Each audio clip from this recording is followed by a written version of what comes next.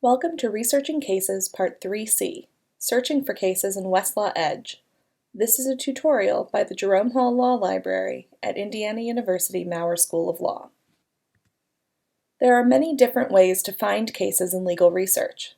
This tutorial focuses on full-text searching, specifically in Westlaw Edge. We will explore the variety of search options available in Westlaw, including natural language and terms and connectors searching, searching by content type, and other advanced search features of this database.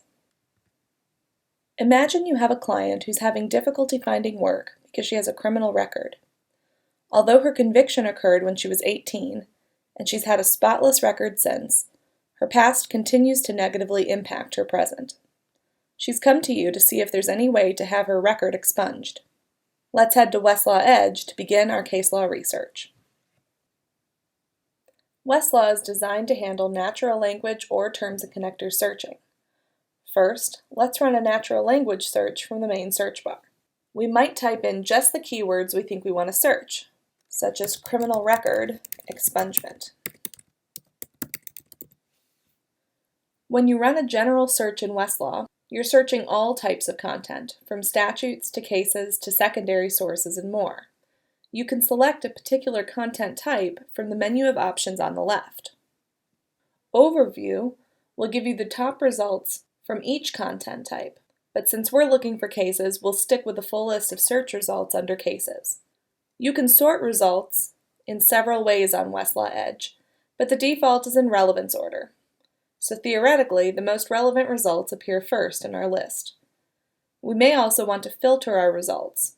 Westlaw has made constructing searches very simple, with the idea that you can filter your results after the search to refine your answers. Filters are found below the list of content types on the left side of the screen. For instance, we might want to look at cases in a specific jurisdiction, so we can go to the jurisdiction filter and click the plus sign next to federal. This shows us all the federal courts where the cases in our results list were tried. If we click the plus sign next to Courts of Appeals and 7th Circuit, we can narrow our results to the 7th Circuit Court of Appeals cases only. However, to apply this filter, you have to scroll either to the bottom or the top of the page and click on that blue Apply Filters button. Notice that the search results provide information to help you decide whether to look at the case. Flags to the left of the case name are treatment symbols, indicating how the case has been treated by other courts. You will learn more about treatment symbols in an upcoming tutorial on citators. Each search result also provides a brief glimpse into the case and highlights your search terms to help you identify whether it's a case you want to investigate further. While you can run a natural language search in Westlaw, it can be beneficial to run a terms and connectors search instead. In a natural language search, the search engine decides how to treat your search terms, typically by identifying what other users decided to look at when they ran similar searches. Terms and connectors searches, on the other hand, give you more control over the search because you tell the search engine how to treat your search terms. Terms and connectors can vary by database. To see what terms and connectors you can use in Westlaw, click the Advanced Search link to the right of the search bar. We'll come back to this screen in a moment, but for now, notice that the right side of the screen shows a list of available terms and connectors and what each does. For a simple terms and connectors search, let's put quotation marks around criminal record to instruct the search engine to treat this term as a phrase. We'll use the ampersand symbol, or we could use the word and to tell the search engine to retrieve only results that contain all of our search terms. And with expungement, we'll put an exclamation point at the end of expunge so that the search engine will look for different versions of this root word, such as expungement and expunging.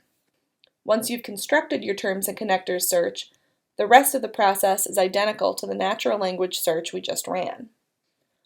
Although Westlaw is designed so that you can search the entire database from the main search bar, it can be more cost-effective to search specific parts of the database instead, especially when you know there's a specific jurisdiction or content type you need to search. To do this, find your content type or jurisdiction in the box below the search bar. For instance, if we navigate to state materials, we can select Indiana to see all the Indiana materials available in Westlaw Edge. We can click into specific types of Indiana materials to narrow our search further. Notice how the search bar has changed to allow us to search this specific grouping of materials. From here, we could now run a natural language or a terms and connectors search, and our search results would be pre-filtered to Indiana federal cases. As a general practice tip, if you know what jurisdiction or content type you're interested in searching, navigating to that material first, before you search, can save you significant time. Finally, Westlaw also offers even more refined search features available by clicking the advanced link to the right of the orange search button. We looked at this screen a few moments ago to see the list of connectors and expanders available in Westlaw, but the advanced search screen offers much more. Here's a tip though. The options in advanced search change depending on what content you're looking at. So if you're on the main screen, the advanced options are fairly generic, because the database has to come up with the few fields that all types of legal content have in common.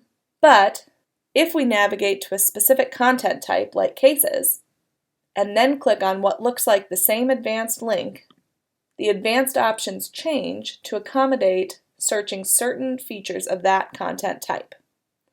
So you'll see we're getting many more case-specific advanced search fields. For instance, notice that in cases, we can search by such fields as judge and attorney, docket number, concurring and dissenting opinions, and more. If you're not sure what those fields are, click on the sample case to the right of the advanced search screen, and you'll see a sample case with the fields labeled. For an example of how powerful an advanced search can be, consider this. Even if you run your search terms as a terms and connectors search, your keywords might appear in search results that are actually irrelevant to the intended search, such as a passing phrase in the opinion, rather than being the actual subject of that opinion. If instead we run our search terms in a specific advanced search field, such as headnote, we will be able to further narrow our search results to cases in which our search terms were a significant part of that case opinion. To wrap up, there are several approaches to case law searching in Westlaw Edge. You should now understand how to search this database using natural language, as well as how to refine your searches using terms and connectors, by searching specific content, and by searching specialized document fields in Westlaw's advanced search. This concludes the case law tutorial on case law search options in Westlaw Edge. You may now advance to the tutorials on headnotes and citators. If you have any questions, the reference librarians are happy to help.